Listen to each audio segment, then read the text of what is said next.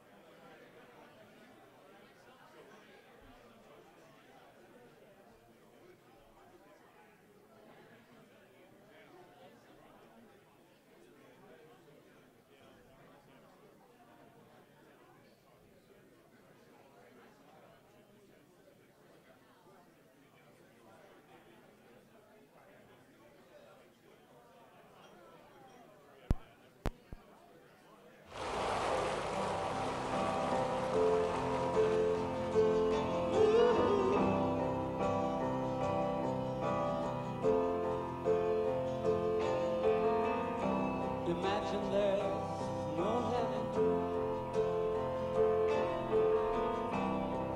It's easy if you try. No hell below us. Above us only sky.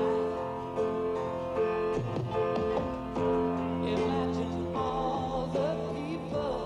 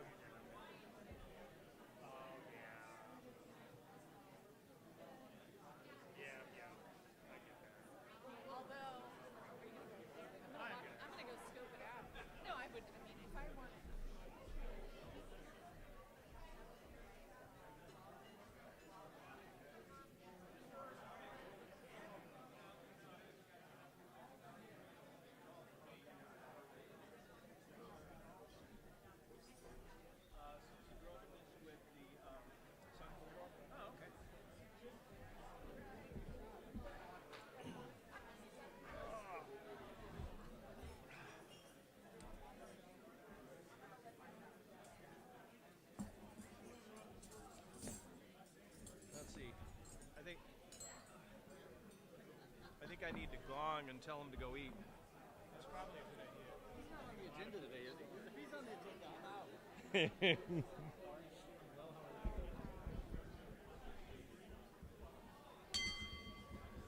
Good morning, fellow Rotarians and guests. Just want to remind everybody it's a buffet today. So if you will make your way to get some food, and we'll start the meeting in about another 15 minutes. Thank you. Life treating you well, Jerry? Oh, very good. Same. You don't. Oh, yeah, like 12:15. I'll bring the meeting back around and then have you do the pledge. Okay, great. Thank you. Hey, Richard? Well, it's a very delayed birthday.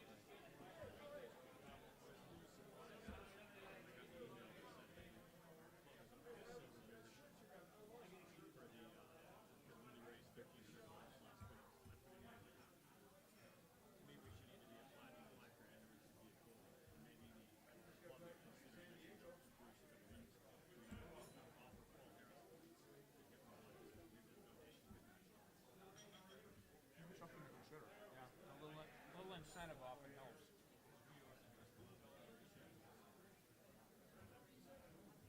Yeah.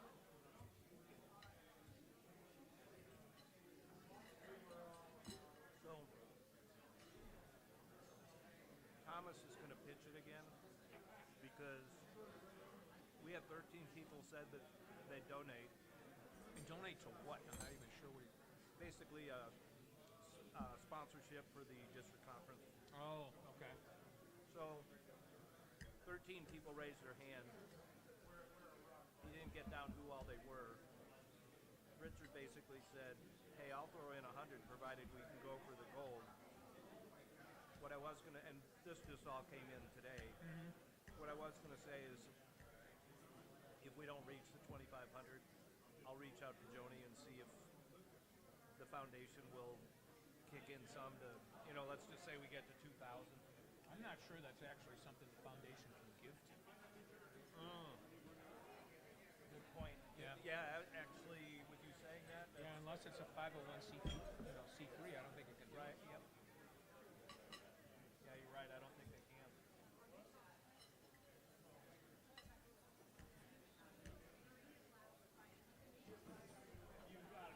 So almost 2 months behind the wheel. How you liking it, sir? Good. You know what I mean? It was sort of like, just getting the first couple of meetings under my belt. And plus, there was still the pressure of, we had some early on meetings where slots hadn't been filled. Where now, although we've got 2 of them to fill, but for the most part, we're, through the end of the year, we've got some booked for January, February. We've got a bunch of, good prospects to be able to start filling those slots. So that was probably the bigger stressor. strain? Yeah. Who's heading up programs this year? You? Well, that stinks. Well, the ones that I talked to didn't want to head it up. So I'm like, okay, I'll oversee it. Let's just say I've been doing a little more work on More good than you intended. No, that's not right. Yeah, but I like I say, right now, I think things have kind of fallen into place. I actually met with Michael a few weeks ago, and he helped secure Susan. We've got a couple others that we've talked about that I know we'll be able to secure through him. So little does he know, next year he'll really be on the committee. Margaret will be happy about that.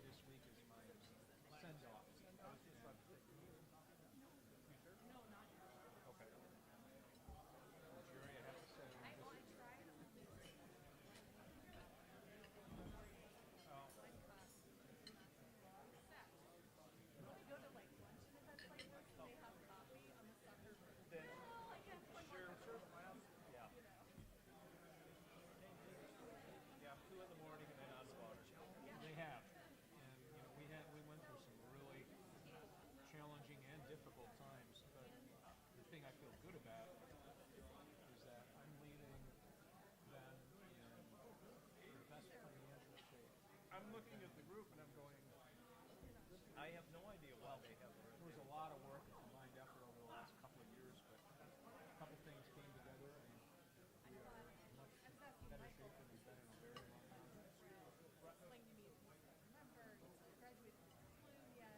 Right. Yeah, well, and sometimes they do it with new members, but I'm sitting here looking at it kind of going. So are you like totally out of the business? Most of them are older members.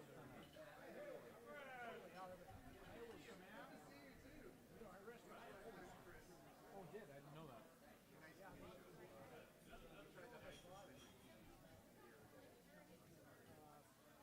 How deep was the water?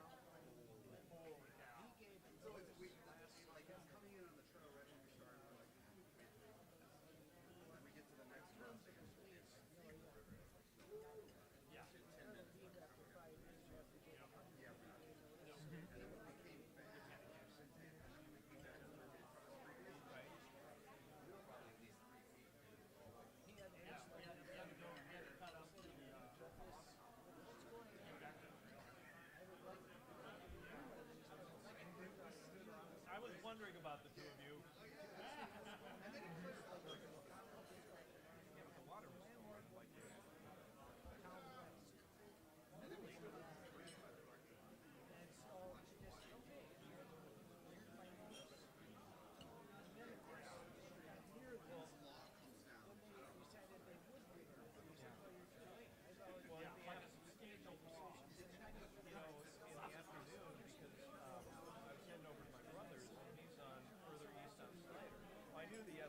crossing would be closed. Well, I went up to Sunrise and I started going across Sunrise, and it was closed, and it was like a boulder field. I mean, like the rocks were about this big. And on Sunrise, yeah, Sunrise is actually closed right now at the Esperanto Block. Yeah, I mean, and the thing is the water was probably running damn near from about the wall to here as far as filtering across Sunrise. Yeah. Yep. Cheetahs off. Cheetahs. Right. That's a pandemic certainly made it tough for us. Thank you. Yours wasn't easily a carry-up,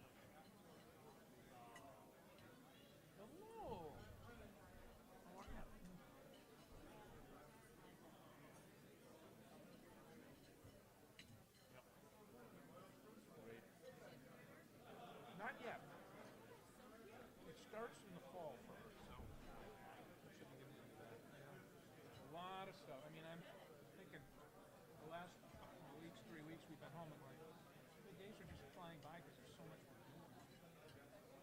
So.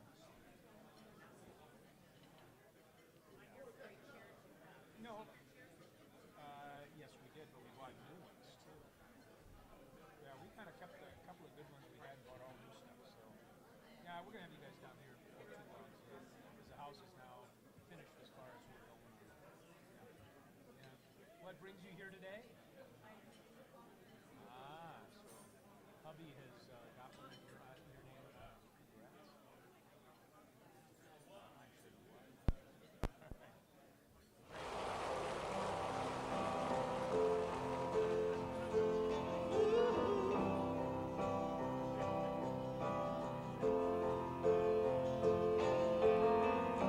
Imagine there's no heaven. It's easy if you try. No hell below us. Above us, only sky. Imagine all the people living for today.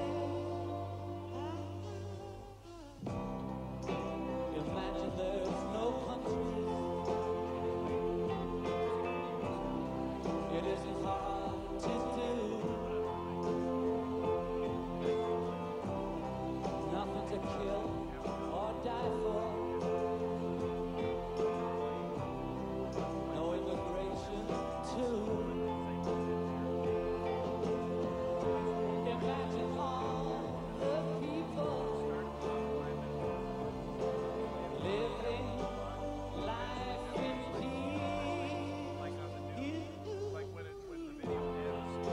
You may say I'm a dreamer, but I'm not the only one. I hope someday you'll join us.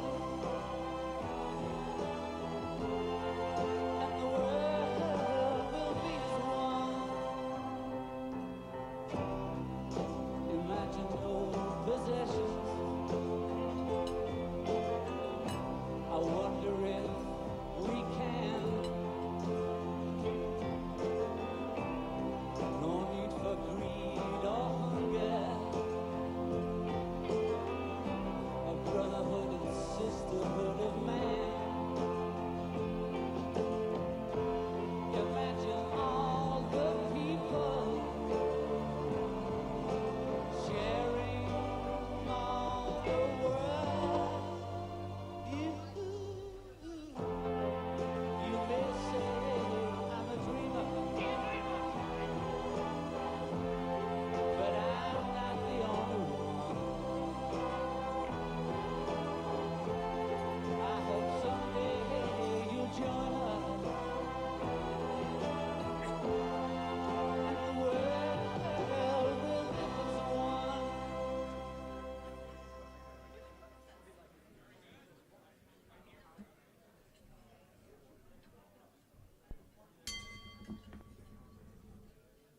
Good afternoon. Welcome back, Rotarians and our guests. I would like to ask up Nancy Farber, who joined us in May of this year, retired from National Courtroom Reporting, for the Pledge and the Star Spangled Banner.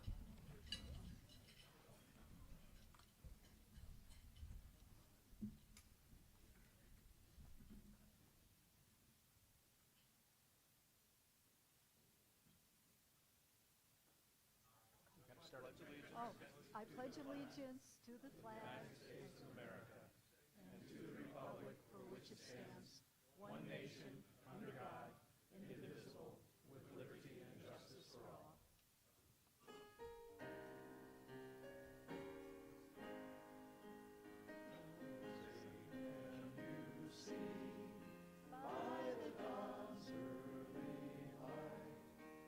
So proudly we hail at the twilight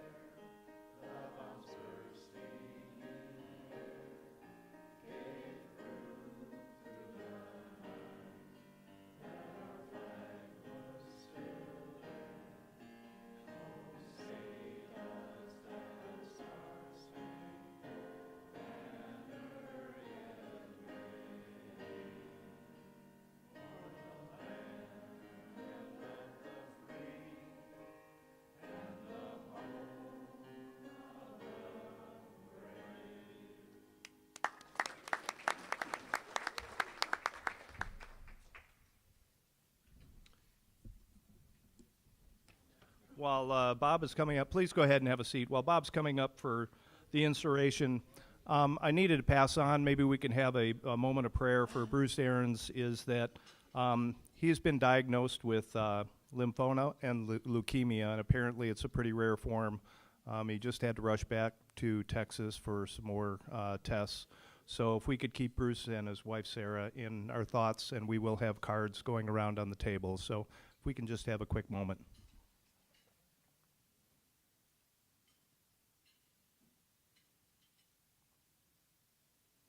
Thank you. And now up, Bob Schaff for our inspiration. Let's see. Don't need it. Don't need it that he was president and that he was U of A and okay. It's okay. No. Inspiration. The last time I was asked to deliver the inspiration, I chose the topic of marriage. This time it's a bit more challenging. My inspiration topic today is on both birth and death. So let's try. Births in our families are always celebrated as a joyous occasion. But as we get into our later years, death also plays a significant part in our lives at an increasing rate. And you know you've experienced this. Our friends die, our parents die, other important people in our lives die. All death causes tremendous grief and sadness, but it's part of life. I want to share a helpful perspective with you this afternoon that had a very positive impact on me, and I hope it does the same for you. It involves a woman nearing death. Her family was grieving.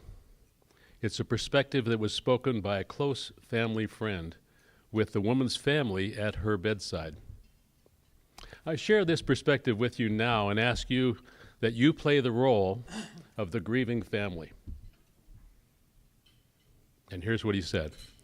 Before this woman was ever born, when she was warm and snug inside her mother's belly, she kicked and twisted, moving this way and that. For months, she struggled. She became uncomfortable. She longed for more freedom and began to sense that the world she inhabited was not where she ultimately belonged. She did not know what was on the other side of her struggle, but she was getting ready to experience something new and wonderful that in her wildest imaginings could not be described. She was getting ready to breathe. And finally, when she drew that first breath, it was clean and fresh, like nothing she'd ever experienced before. She took a breath and another, and all around her, loved ones and friends cheered in a joyous celebration of her life. For many years, this dear child was happy and content in her body, but as the years went by, she's struggled, and she's become uncomfortable. She's begun to long for the freedom of the pain of this body, and sense that this world that she inhabits now is not where she ultimately belongs. Now, even now, she does not fully appreciate the reality that's waiting for her on the other side of her struggle. But she's getting ready to experience something new and wonderful that in her wildest imaginings could not be described. Right now, right this minute, she's getting ready to breathe. And when she draws that first breath, it'll be clean and clear and fresh like nothing she's ever experienced. She'll take another breath and another, and all around her loved ones, her family, her friends will cheer in joyous celebration of her arrival. The family friend closed with this comment to the family. Don't be afraid for yourselves. Don't be afraid for her. She's fine. Remember, she's getting ready to breathe. My hope is that you'll be inspired to think about new perspectives on both the miracle of birth and the promise of death. Thanks.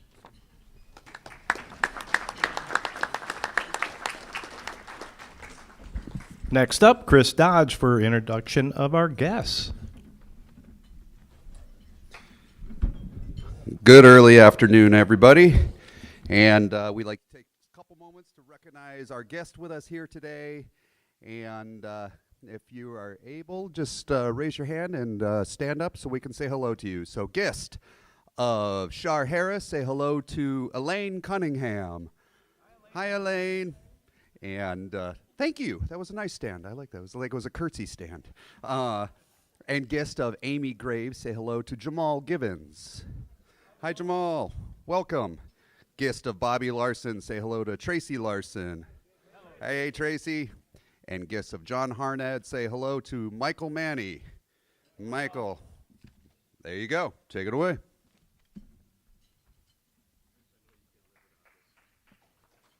Oh, that's the old one. Hey, Bob.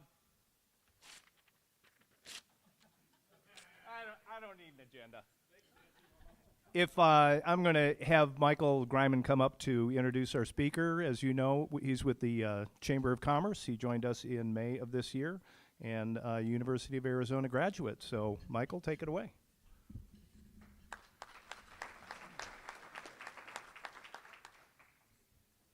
Thank you, President Bruce. Hello again. I get to be on the main stage 2 weeks in a row. Holy cow. Don't get used to me. I'll be back down there soon. Thanks, Chuck. Well, I'm very, very honored to introduce our guest today, mainly because I worked with our guest for a few years. Before joining the staff at the Tucson Metro Chamber, I was staff at Sun Corridor and had some wonderful times there with Susan and the rest of the team working on all the great things that she's going to tell you about. And Susan is all economic development. She worked for the city of Phoenix in their economic development department. She worked for the Arizona Commerce Authority. She now works for Sun Corridor as their senior vice president. She was recently promoted. So she is everything economic development, and we are very blessed to have her in this community. But as we like to do, something that you might not know about Susan, she first visited Tucson while in college nearly 25 years ago. And this college was in Indiana, if I remember. So this is not local college. This is college in Indiana. And camped for a week in Saguaro National Park West. And she declared on that visit that she would want to live here someday, and she made that dream come true in 2014. So please help me give a rowdy Rotary welcome to Susan Damon.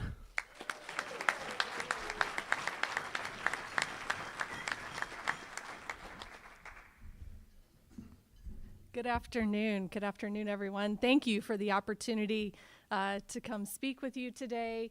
As I was sharing with Dorina, I love that there is a timer up here because, as Michael said, I do love economic development, and sometimes I can get a little excited and talking a lot.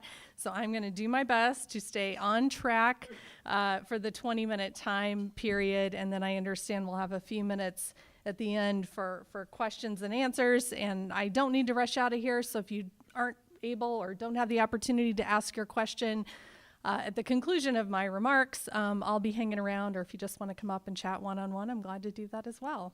So again, I'm Susan Hyatt Dumont. As Michael mentioned, I work for Sun Corridor, Inc., which is the Regional Economic Development Organization. I moved to Tucson in 2014, almost exactly 8 years ago.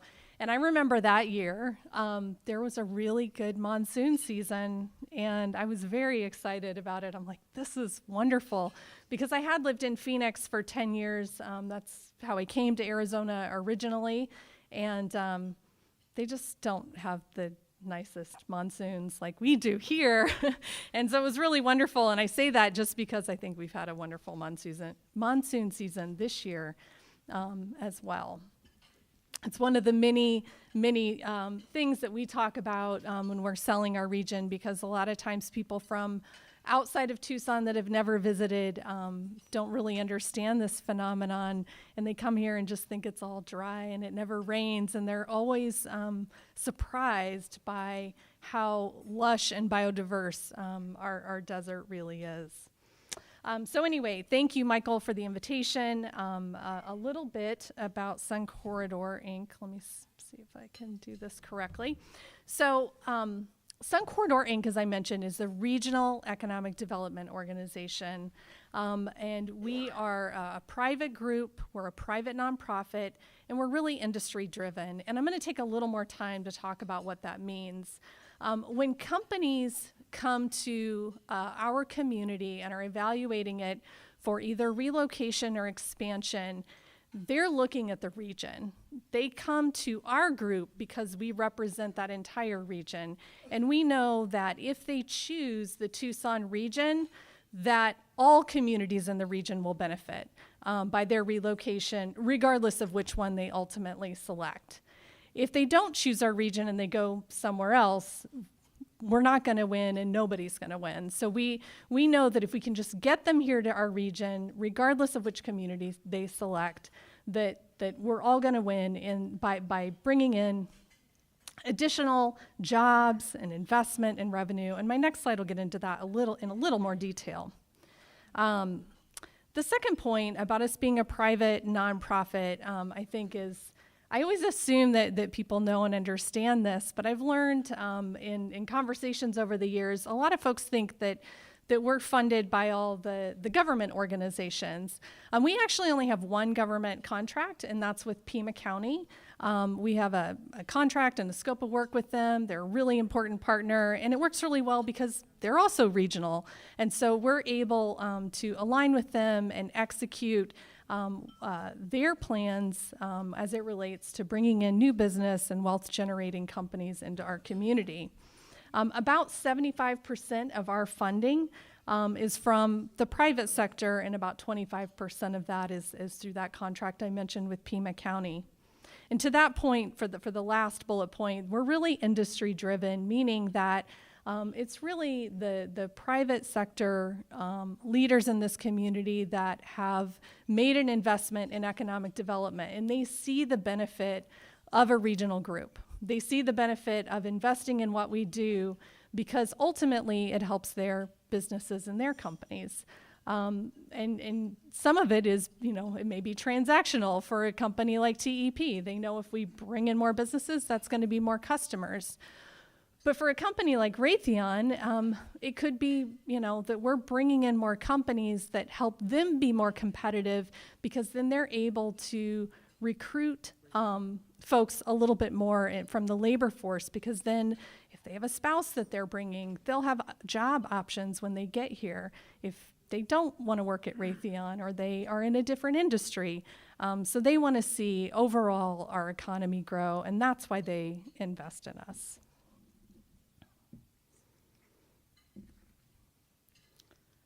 There we go. So this next slide really gets in a little more depth about where we focus our efforts as a regional economic development organization. It's pretty narrow, pretty specific. We're working to bring in companies that export products or services outside of our region, typically outside of our state. And so those are companies that are making something that could be shipped really anywhere in the world, or a service that could be provided anywhere in the world. So as an example, so I'm thinking about a company that's already here that most of you will know, Roche Tissue Diagnostics in Oro Valley, started right in Tucson and has grown here. Now I think, I'm going to say conservatively, they have 1,500. I think it's more like 1,800 employees. But what they do, it's amazing. Their products are shipped all over the world. And so we've worked with them over the years, even though they're here, to make sure that they stay here, and when there's an opportunity for growth or expansion, that they expand here. So they create those primary or base industry jobs, right? And every time they grow, they are creating what are called indirect jobs. So those are jobs that, like for example, we were just up on their campus. They just had an expansion. Their contractors were still there. So those are contracting jobs that they help support. When they hire more people, then those people have to either rent apartments or buy houses. So that helps the home building industry. And then, of course, there's all the other goods and services that people need, right? Like healthcare and legal services and retail. And so all those jobs are supported. And how that helps the communities then on this third layer is that it increases the tax revenue to the state, of course, but also for the county and the various cities and towns. And so using that Roche example, I'm sure a lot of those folks do live in Oro Valley, but certainly not all of them do. A lot of them probably live in Marana, some live in unincorporated Pima County, and probably many live in the city of Tucson. And so they're shopping and buying homes in all those communities. So it's increasing tax revenue across our entire region. And so that's really, I think, an important point I want to make is that it really goes back to my first slide in why we need to have a regional approach. Because when we bring a company in or we help a company grow, it really does impact positively the entire region.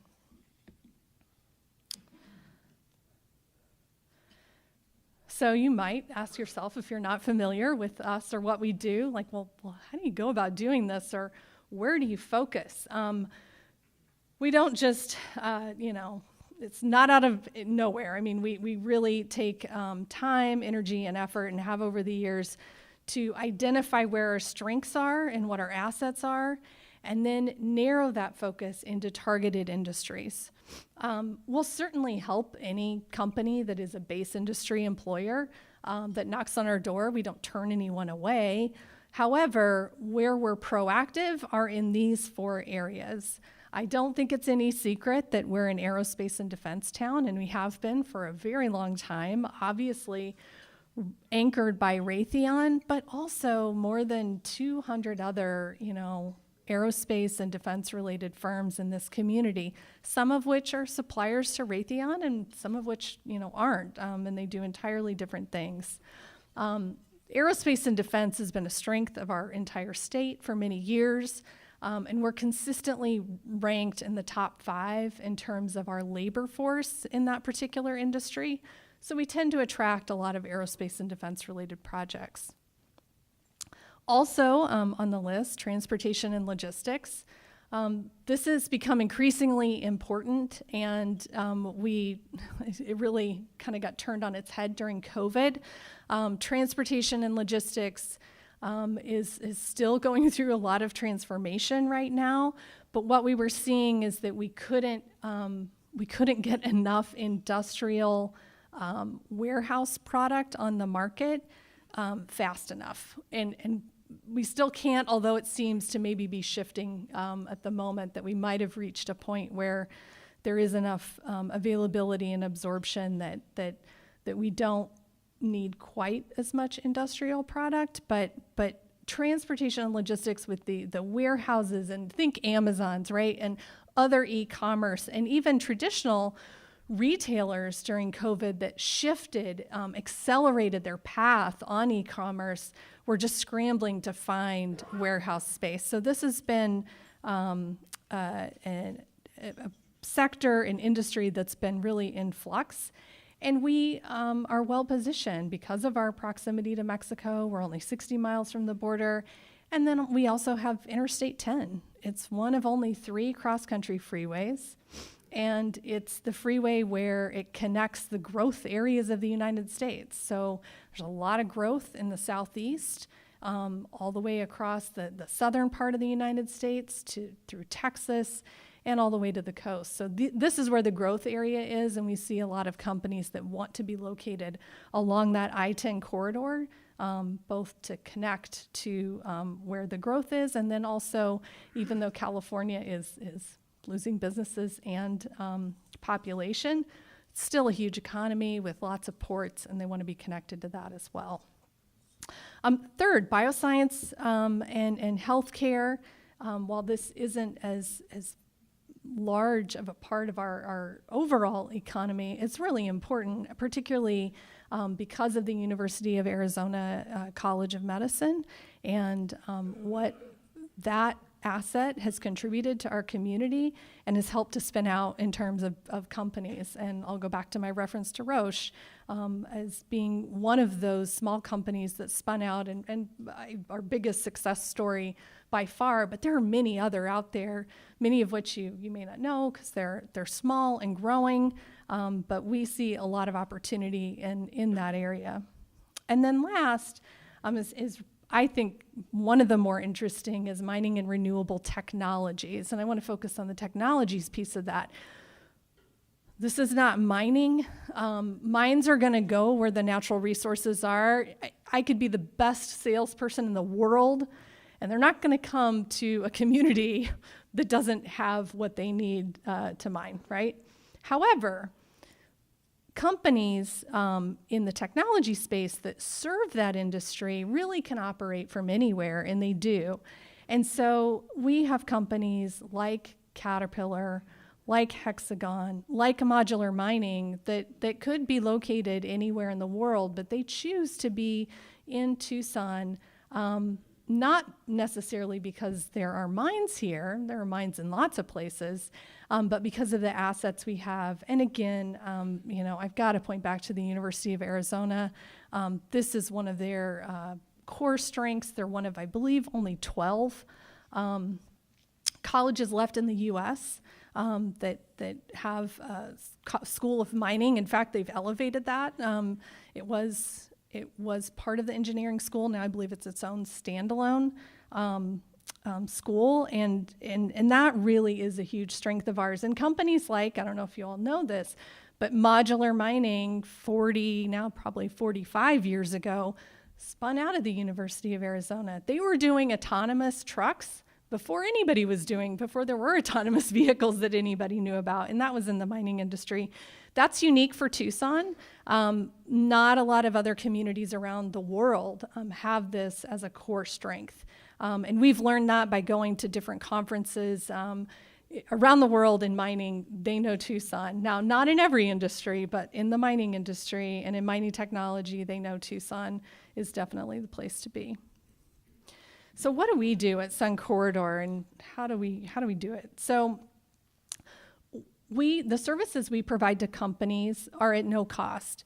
And they're at no cost because we have investors that fund us. Like I said, they believe in what we do, and they want to be able to provide those services to companies when they are evaluating our region. So number one, we can offer privacy and confidentiality. That is critically important for a lot of reasons. I'm working with a company right now that I really hope, we're very, very close to them being able to announce a decision to expand in Tucson. This is mostly an expansion from another location. However, they're going to be moving one group within their company. Those people don't know that yet. So you can imagine that's a big impact. It's a small group, but they want to make sure that, and then they're going to offer them all the ability to relocate. And it's a small group, and then they're going to grow by about another 150 jobs on top of that.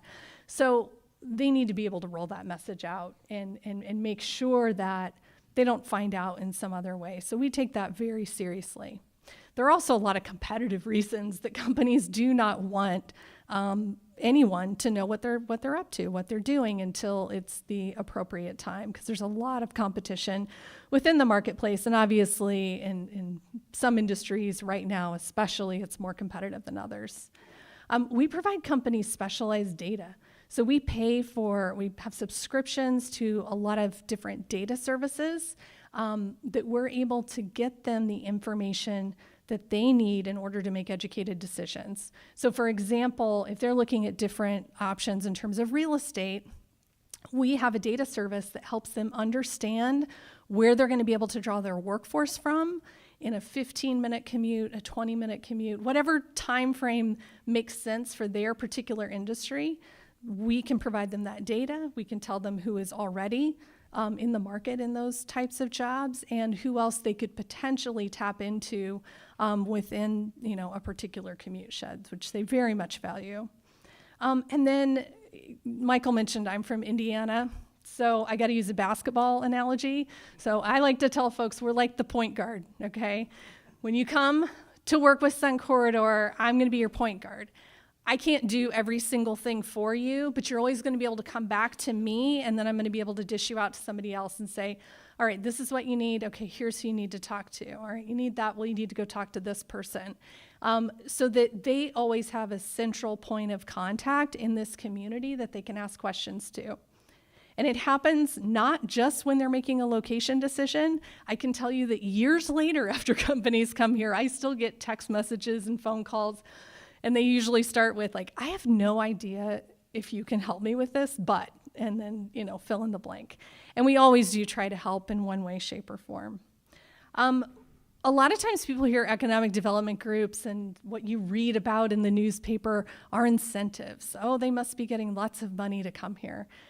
The reality is most companies don't get any incentives, and what they do is not what they get in Arizona, at least, and in Tucson is nominal. Incentives are really like icing on the cake or the cherry on top. Any company that we work with that leads with making a decision based on incentives is a really big red flag to us. There are so many other issues they want to look at, mainly labor and operating costs. Those are the two things that we're really helping them evaluate. And then when it gets down to the end and it's maybe us and one other region, then they're looking at incentives to differentiate the markets. And then the last point we help with is marketing and PR, and I put that in a different color with an asterisk because we hope to get to that point, right? We don't always. In fact, we usually don't. We have to work on it's so competitive.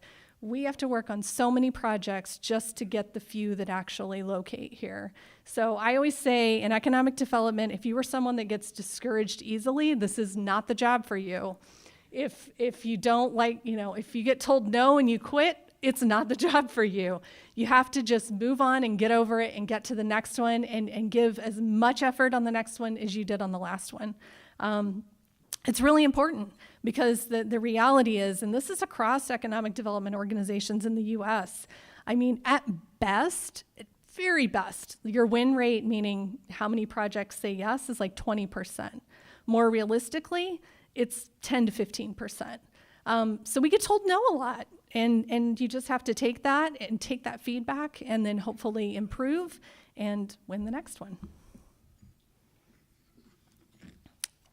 So these are just a few companies over the course of the last year that have made announcements that they're coming to the Tucson region. So 3 are in the life sciences companies. Those are Eurofins, Reglogene, and Steel Jupiter. And then we had 2, Amazon, they're always building another facility, although I think that's going to slow down. From what I'm hearing, they are they are definitely slowing down on their mass building across the U.S. But I believe now we have 5 facilities in the Tucson region. PackDash, small e-commerce company relocated out of Chicago. We have 2, I'm going to call them defense-related companies. Both are in the optics photonics space. Leonardo is a big international defense contractor that is headquartered in Italy, but they were in Marana. They're going to be moving to Oro Valley and expanding considerably. And then Power Photonics, small company out of the UK, and they chose Sahuarita for their first U.S. location, and it is going to be their U.S. headquarters. And then a manufacturing company called Imperial Brown. They actually serve a lot of different industries, and they make industrial-sized coolers, so think food services, but also pharmaceuticals. Our current pipeline, and I'm gonna start going faster. Sorry, see, I told you I get excited. So our current pipeline, just to give you a sense of like, well, how many projects are you working on? And this is pretty routine that we're working on about 60 projects or so at a time. They're not all active at once. They're in different stages. And hopefully they don't all get active at once because we don't have that many staff. But it's a lot of hurry up and wait. We're sending information. They're evaluating with multiple people on their team. They're coming back to us, asking for more information, hopefully. One of the big kind of milestones for us is if they decide to make a visit. Very big deal for us. when they decide to come to the market, because we feel like that's really our time to shine, and I'll talk about that more in a minute. We are seeing mostly projects that need to build a new building, and that is mainly because there isn't anything available that meets their needs currently. Also, I wanted to point out that more than 90% of the companies that we're working with have no presence in Tucson currently. And when I say Tucson, I mean the Tucson region. That has changed. Before the pandemic, that number was about 75%, maybe a little bit lower. So we've definitely seen more companies that haven't ever looked at Tucson are looking at our region. So just a few trends that we've seen, and this is, I'm going to call it over the last 18 months that we've seen these trends. Most of the companies that we are seeing are industrial, more than 90%. We are seeing almost zero office projects. A handful, I'm not going to say none, there's a handful, but very few. And most of those industrial projects are manufacturing, and they span a variety of industries. One thing that I found really interesting is I talked about aerospace and defense, and for years, consistently, aerospace and defense projects were the number one industry we were working with when we keep a lot of data, and we look at all the projects we work on throughout a year, number one, aerospace and defense related companies. We've seen a pretty dramatic shift in that. Not as many aerospace and defense companies have projects.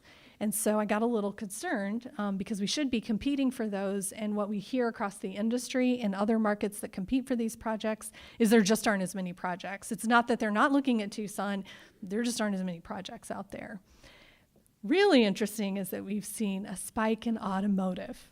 And if you had told me 8 years ago that we were gonna have a bunch of automotive projects looking in Tucson, I would have said you're probably crazy. But in 2000, I believe it was 16 maybe, when Lucid Motors came to Pinal County and then Nikola Motors followed, Tucson started getting attention, as of course did the entire state. So in this time period over the past year, we've seen that automotive projects outnumber aerospace and defense by almost 2 to 1. They were only 3% of our pipeline. I'm going to call it pre-pandemic because that's easy. And now they're up to about 15 to 20% of our pipeline. And they just keep coming. And so we hope to have some exciting announcements. The market's really volatile right now, so I definitely don't want to get ahead of myself. I mean, there's a couple that feel like they are just about done deals, but they're not done until they're done. So we'll wait until the companies are ready to announce. Semiconductor industry, obviously you hear a lot of news about that. There's a lot going on in Phoenix there. We are getting looks from those suppliers. And again, we've seen about one new project a month prior to that activity and the landing of TSMC in Phoenix. We really didn't have a lot of activity. So that's definitely been a change. And then I don't think this will be a surprise to anyone that a lot of Californians are buying houses and moving here, and companies are also evaluating our region, and many of them are hopefully, 2 of the projects that I have in final stages right now are California companies that don't want to, one is relocating and one just doesn't want to grow anymore in California.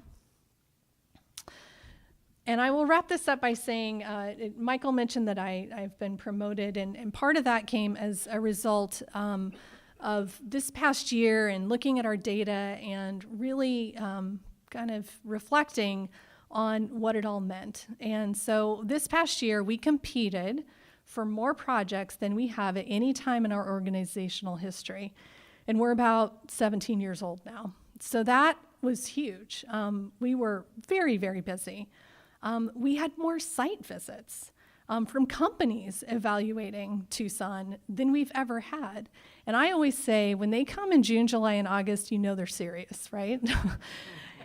Come in February, you're like, are you serious about this? Or do you just want to play golf? But they come in June, July, and August, and we've had a lot of them. We know they mean business. But I'll tell you that we were a finalist on 2 projects that would have been transformational for our region, and we were not selected. One of them I can talk about, and that is Gulfstream, and they chose to go to Phoenix Mesa Gateway, and it was pretty heartbreaking. I will tell you, having worked on that for many years, I don't know what else we could have done, and we were told there wasn't anything by the site selector. But it was pretty heartbreaking. And there was another one in the semiconductor industry, and that they're still going through their site selection, so I don't have the details on that yet, but I do know that we were not selected. And so it caused us to pause and really ask ourselves a question. We are competing, but are we really competitive? And it's a hard question to ask yourself, right? And so that is part of why my position was created. Of course, we're always looking at competitive issues, but frankly, when you're working on more projects than you've ever worked on, it's hard to take a pause and step back and really evaluate why you're winning, but more importantly, why you're not winning, and then do something about it. And so that's really where we're at today. Whoops, I got a little ahead of myself, but I'm almost done. So our CEO, Joe Snell, took some time. He's been thinking about this. He asked me to lead this effort. And so over, the course of, I'm going to call it the next year, couple of years, because I think it's going to take some time. Some things we've got to get done quickly, and some are going to take a little bit more time. But I'm going to be working on conducting a gap analysis, looking at where we are now, but aspirationally, where do we want to be? And then being realistic about what those gaps are to get there, and then devising a plan on how we're going to close them. I told you about the pipeline trends. It caused us to pause and say, should we be reevaluating these targeted industries? I don't think that any are necessarily going to go away. I think the assets are probably still the same, but there might be some emerging targeted industries that we need to focus on, and that we have started to develop assets that match those targeted industries, and where we can be competitive going forward. And then, with that gap analysis, we're gonna review our current strategic plan and see if it serves us well. But more than likely, there are going to be some updates to that to reflect the outcomes of that gap analysis. So obviously, we have ideas on all these things, but this is going to be a very systematic, data-driven approach to really evaluate these issues. I think I know what some of them are, but I'm not just relying on my own hunches. We're going to be going through a process that looks at quantitatively and qualitatively the research and data. So I think what you've heard today is we're on the cusp of some really exciting things.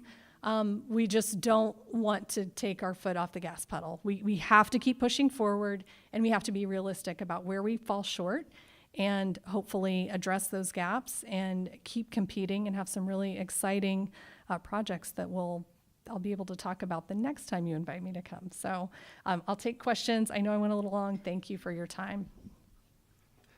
Thank you. One question came from the back. What's your quick elevator pitch on why Tucson should be chosen over Phoenix area? Well, I'm gonna elevator pitch. No. I will start with the premise that we don't often actually. It's usually not a Phoenix-Tucson comparison. We do that, right? Because we live here and we're constantly hearing about what's going on in Phoenix. But often our competitors on projects, sometimes we're competing with Phoenix, but a lot of times we're competing with other markets like Albuquerque. I'm thinking Salt Lake City we recently competed with. We competed with Reno on a project, as well as Huntsville, Alabama. We compete with a lot because of aerospace and defense. So I just want to make that clarification and not to be elusive about the question. What we really try to do is present who we are and not disparage anyone else. It doesn't serve us well. So yeah, I mean, it depends on the industry, but we're a great market. We have 1 million people. We have a strong labor force. We have the best community college in the country. And that really matters for the industries that we're seeing right now, particularly in manufacturing. It is giving us a competitive advantage. And so, yeah, we're trying to capitalize on that and convert that into companies coming to our region. Thank you. Dr. Wong. Thank you. What does Sun Corridor do to identify targets? And how does Sun Corridor go about getting the attention of those targets? That's a really good question. It's a multifaceted process. There's a lot of different ways we go about it. But in this industry, there is a kind of cottage industry called site selection consultants. So they are professionals that have made, a business out of working with companies, with corporations that are trying to make location decisions. And so those site selection consultants can work on many, many different projects with many companies across industries. And so often they are our target. We work to get to know them, develop relationships with them, bring them to our market. Mark was reminding me earlier, he helped on a visit where we had brought some site selectors into Tucson, and we really tried to tell them about our entire region because they have a multiplier effect. They're not just one company or working with one company. They're working with companies across industries, across the world. And so that's a big part of what we do. And then we also, we go to different trade shows and trade events where we are focused on that particular industry to amplify our message and our brand in that industry and draw attention of those companies. That's kind of the short answer, but that's essentially how we do it. Thank you very much for coming. So you did a great job. We have a beneficiary for our car show. It's really important to all of us, JTED, and I wondered if that's such a good educational tool for you to sell. Absolutely. Yeah, I can't say enough about JTED and what that program has done. And then it's funny, just the other day, I was asking Kathy for if she would talk to a client, in a particular industry. Hey, will you talk to them? And she, of course, agreed and was helping. And then she ran some materials by and gave me an update on, did you know here's the latest in what we're doing? And I didn't know, actually. So JTED is really, really important. And that career in technical education, right now, particularly with the companies that we're trying to attract and that are interested in Tucson, it is I'm going to call the middle skill jobs that we are seeing the most of. And these are good quality jobs that are above median income, but they're not jobs that just require a high school degree. They need to acquire skills, very specific skills to do these jobs. So the marriage between JTED and Pima Community College and what they do is critically important. And so having those partners come to the table and to be able to articulate that to the company and get into a level of detail with these companies has been, it definitely has been one of our advantages. We had one company ask us, they liked another location because of operating costs, and they said, could we just take your JTED and your community college, and can we just take them with us? And we're like, no, you cannot, and you can't get, and what we tried to make the case there for was, we understand operating costs are, you have to be able to account for that. But the labor force is so important that, they have to decide what's more important. We definitely had the advantage on labor and the systems that we have in place to address their labor issues over the long term. So we're just trying to make sure we are addressing that operating cost piece so that they'll hopefully choose the Tucson region. Yes, thanks. Thank you. Susan, thank you so much. We appreciate everything Sun Corridor. It's been interesting to just watch over, especially the last 10 years, on how it's continued to evolve, as well as all of our communities that actually started working together during the Great Recession. So it's nice to see the type of pipeline that they've had. And we have asked Susan to sign ABCs of Economics for an interesting, something else you probably did not know is that her husband is involved with Make Way for Books, so he might find this book in the library. Okay, moving on to birthdays. The first one, Mr. Lubinsky. His birthday was on July the 2nd. A little delayed there, isn't that, Jim? Is club president 2012 2013, University of Illinois, and retired from Bookman's. Now, something that you didn't know is that after being in the club for 19 years, if there's something that you don't know, you probably shouldn't know it. So, Jim. Thank you, President Bruce. Yeah, it's been an active year, and I wanted to get a chance to come up here and celebrate, albeit on a late side. End of last year, my wife Karen and I bought a house down in Quail Creek in Green Valley in anticipation of my retirement, which took place from the full-time role of CFO at Bookman's after 20 years on June 30th. And a couple days later, I joined the Medicare-eligible crowd.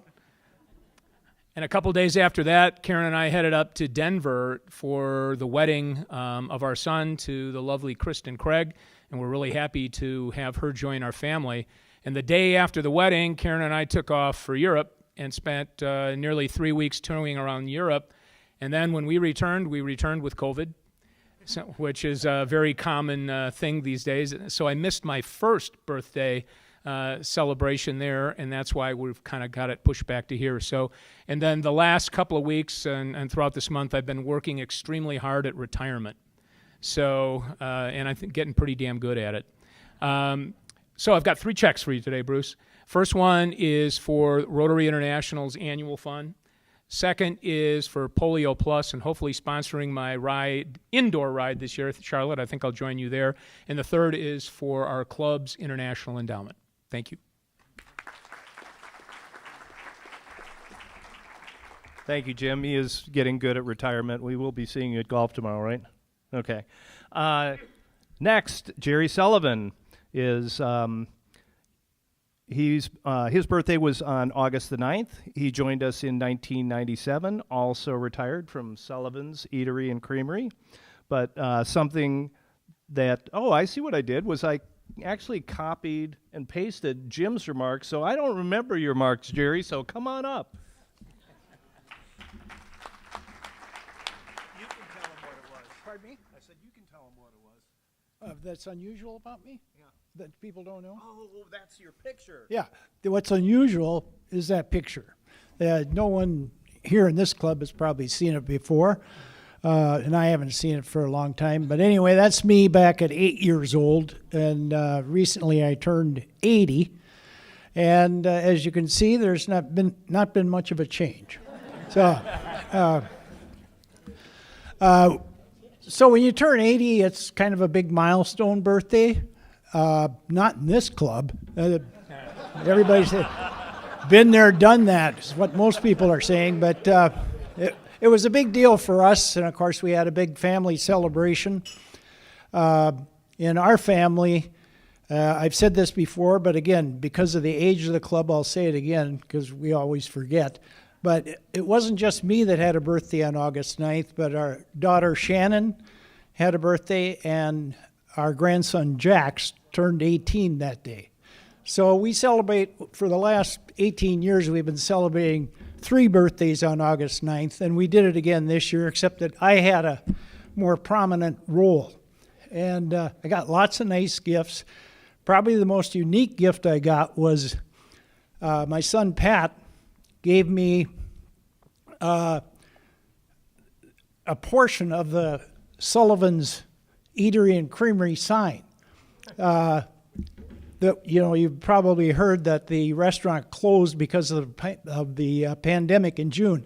Well, Pat cajoled the landlord into letting him have just the Sullivan part of it, and we're going to put that out by our swimming pool, and it lights up at night, and it'll work. So maybe we'll have a party, and you're all invited. But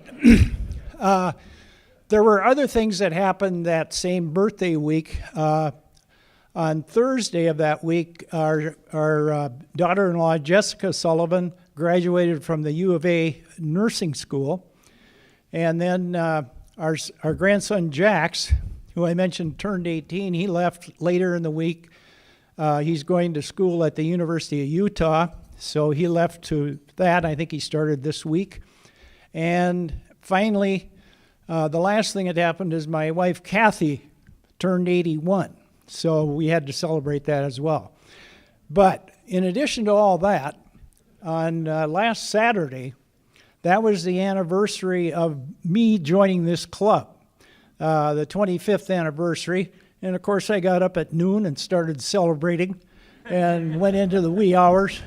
But actually, those days are long gone. But I did have a Manhattan that night before dinner of oatmeal and Brussels sprouts. But so anyway, it's been a good month. I've enjoyed my time in Rotary. I think my favorite meetings are the 5th Wednesdays of the month, and I urge all of you to go to the meeting next week at Noble Hops. It'll be a lot of fun. So thank you very much. I've got a couple checks for you. There you go. Wes, come on up. We've got a couple of new members to introduce, so if we can have them come up as well.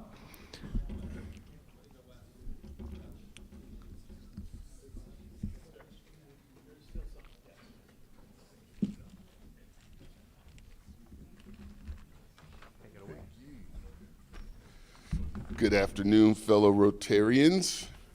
It is with great pleasure I'm introducing as a new member, Sandra Johnson. She's a longtime business associate of mine and one of my very good friends. Really quickly, Sandra was born in Eugene, Oregon, and she moved to Arizona with her family in 1998. Sandra's daughter was the first of their family to graduate from college as a U of A grad, and she was followed by her son, Derek, who graduated from Pima. Sandra then followed in Derek's footsteps shortly after, and Sandra was offered a regional manager position with a family-owned self-storage company here in Tucson. That's where she managed 17 storage properties.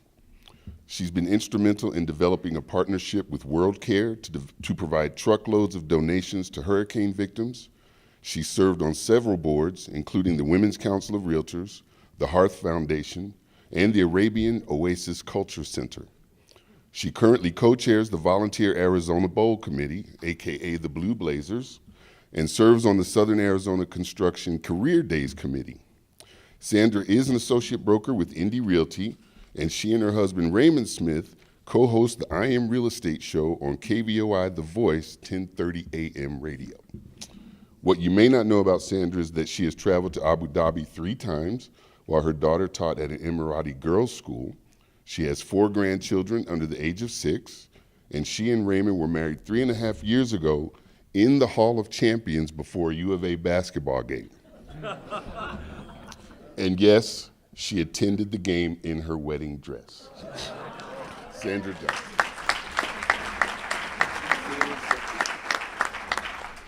I'm very glad to be a member and appreciate Wes extending an invitation. He actually asked Raymond first, and I told Raymond, you are too busy. You cannot commit to another thing. And so I came as a guest and said, we have to join. So here we are.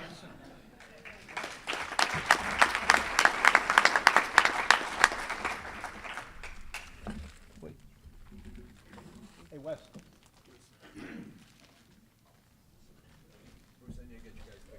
Yep. Hurry up, Wes.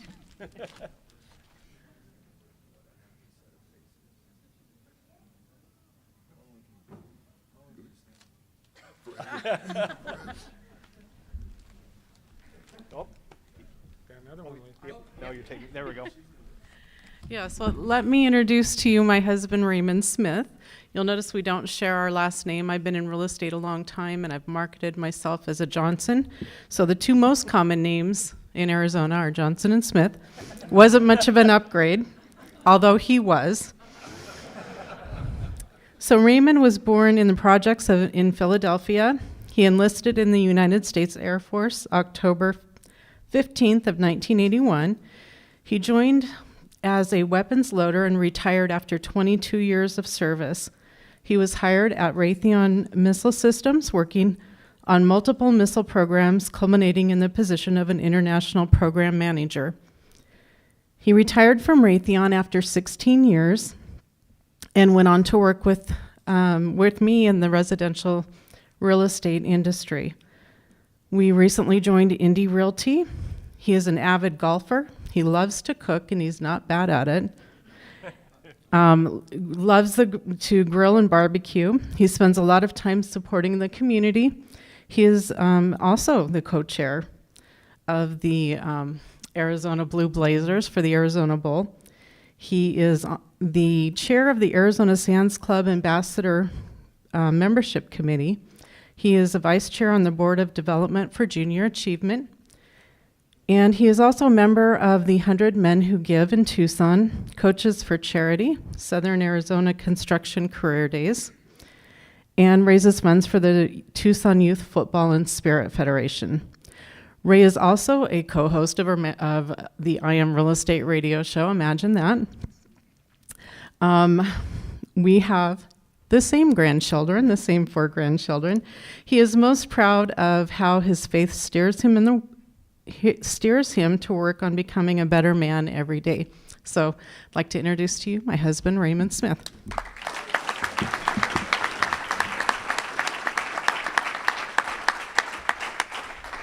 Thank you, everybody. I'm very proud to be a part of this union. But one thing I want to say is there's something that is very important to me in Tucson. There are underused things I want you guys to know about. One of them is support the Arizona Bowl. And the second thing is Junior Achievement. It is a great organization. I would love to talk to ma'am about what we can do to help bring people into Tucson. That's it. Thank you.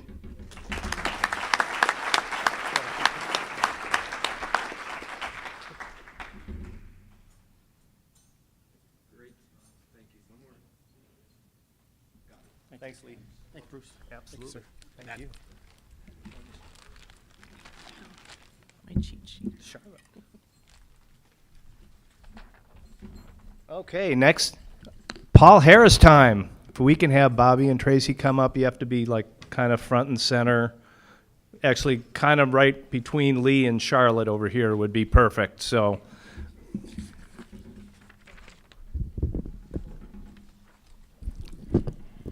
We continue to work closer to a world of peace and understanding through our support of the Rotary International Foundation.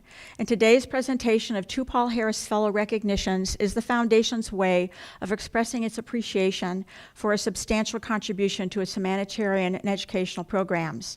Today we recognize Tracy Larson, who is being gifted a Paul Harris Fellow by her husband and fellow Rotarian Bobby Larson, and Bobby is receiving his own Paul Harris Fellow +6.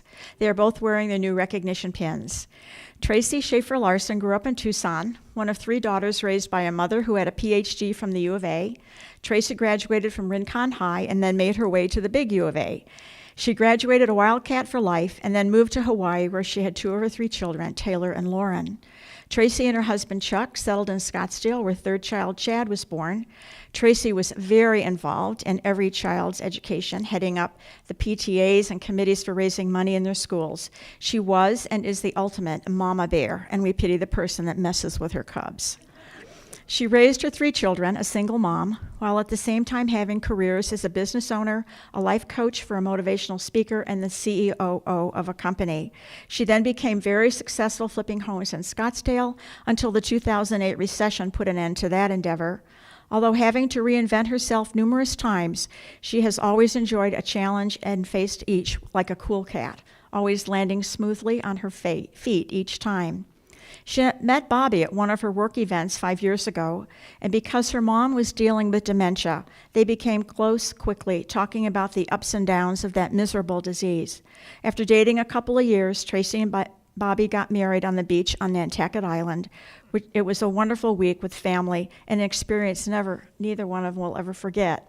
Her husband Bobby says, Tracy is an amazing listener, hostess, as our car show executive committee will attest, loving, kind, adaptable, and patient. When you meet Tracy, you'll find yourself opening up to her and telling her your life story. Try it. You'll see it. It's amazing. Congratulations, Tracy, on your Paul Harris Fellow.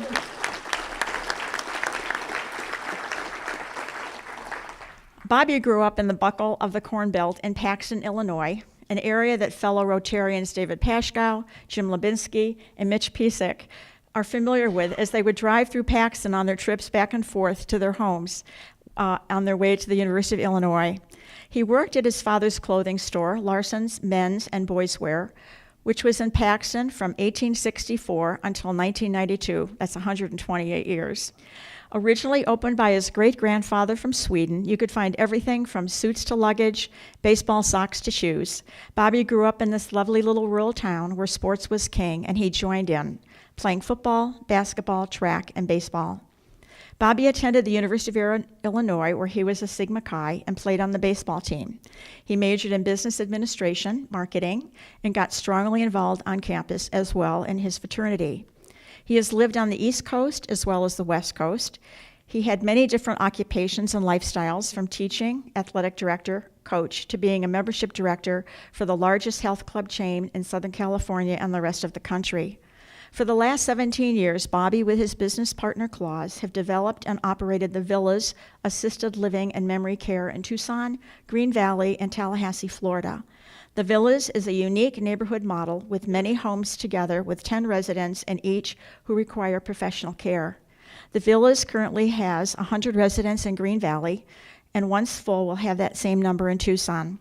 And for the last 7 years, the Villas has been named the top assisted living and the top memory care facility in Tucson by the Arizona Daily Star. He has 2 great kids, Spencer and KJ, one living in Denver and the other just outside of Minneapolis, and he's the proud stepfather of Tracy's 3 children, Taylor, Lauren, and Chad, who all live in Scottsdale. Bobby enjoys the relationships he has built within Rotary and hopes to keep these growing over the years. And to you, his fellow Rotarians, he says, thank you for what all of you have done for Rotary and its many beneficiaries. When asked why he supports Rotary, Bobby responds, Rotary has given me and all of us here the opportunity to help others in Tucson, our country, and the world around us. We are able to do this while at the same time meeting and becoming friends with wonderful people from all facets of life. Without a doubt, Rotary is the #1 organization in the world that does so much for others while at the same time providing its members the chance to grow as a person personally and professionally. Congratulations, Bobby. Thank you for your continued support of Rotary International programs.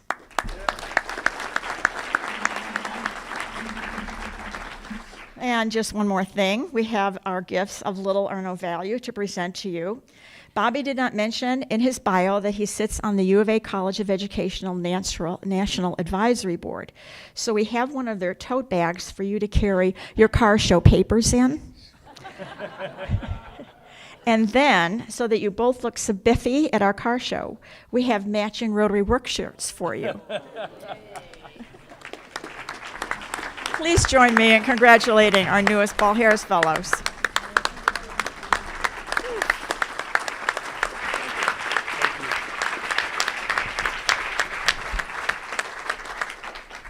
I have, Away, Chris. we have the raffle.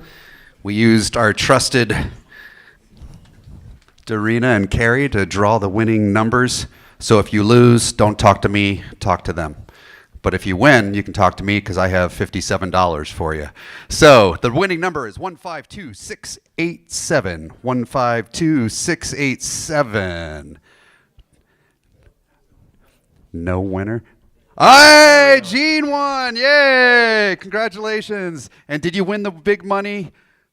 You did not. It's 6 of spades. So there you go. Alan Rogers, you have an announcement. Take it away. All right, next Wednesday, the 31st, it's on. Yeah, it's on. Tucson Rotary Club Mixer at Noble Hops on Alvernon. That's at the Doubletree where we used to meet, 5:30. Please register on the website Club Runner for the meeting. We'll see you there. You'll get a chance to meet the new base commander of Davis Monthan. He'll be there. And then Jerry Sullivan, thank you for the plug for this. That's it. Perfect. On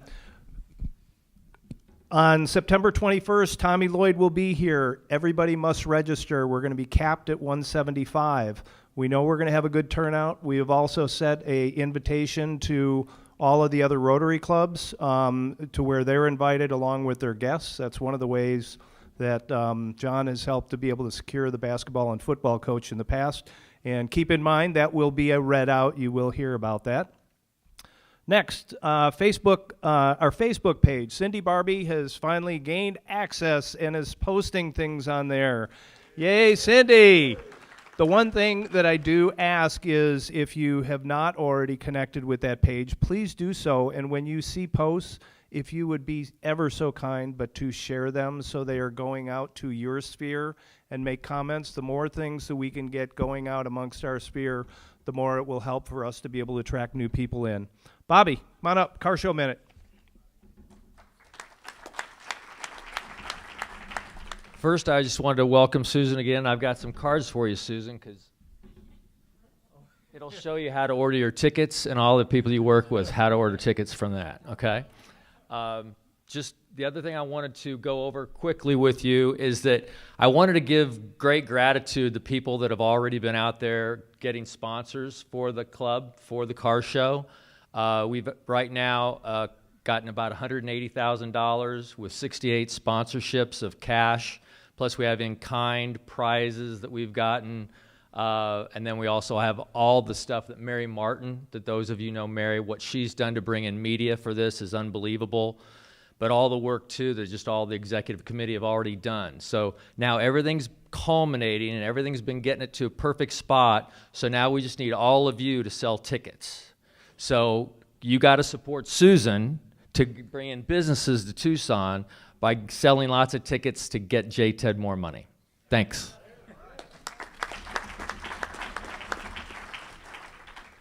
Okay, now just to go ahead and wrap up and have a toast. First, certainly want to thank our members for turning out today, as well as all of our guests, or for any of you that turned in virtually.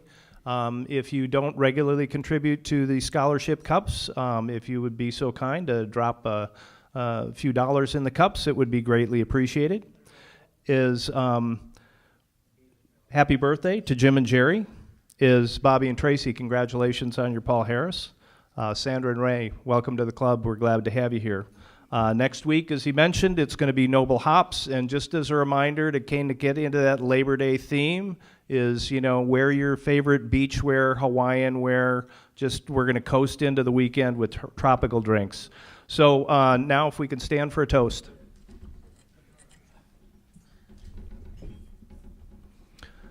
A successful economic development strategy must focus on improving skills of the area's workforce, reducing the costs of doing business, and making available the resources business needs to compete and thrive in today's global economy. I think that Tucson has made great strides, and we appreciate the work of Sun Corridor. Hear, hear. We are adjourned.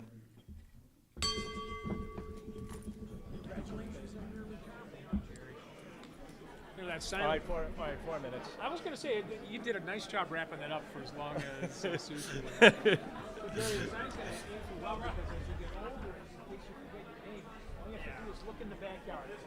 We'll be there. Yeah, it's right there.